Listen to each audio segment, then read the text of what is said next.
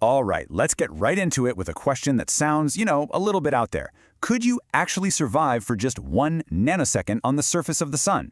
It seems like a simple no, but the real answer is way more interesting than you might think. And this whole thing actually came from a fantastic question from a viewer named AJ. He was 8 years old, freezing, shoveling snow, and just wished he could pop over to the sun for a second to warm up. I mean, who hasn't had a thought like that? But it raises the real question, would it even work? So let's tackle that first. Forget survival for a moment. Would this tiny trip to the sun even make you feel warm? And believe it or not, the answer is a hard no.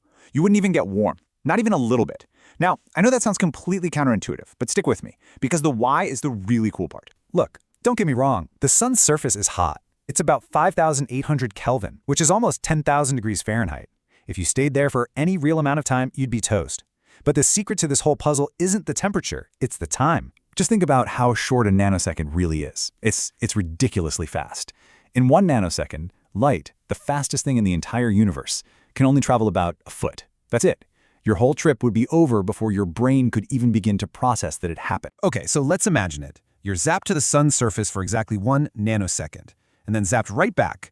What's actually happening to you, physically? Well, let's start with your eyes. Even with the sun filling your entire field of vision, the total amount of light energy that actually makes it into your eye is just one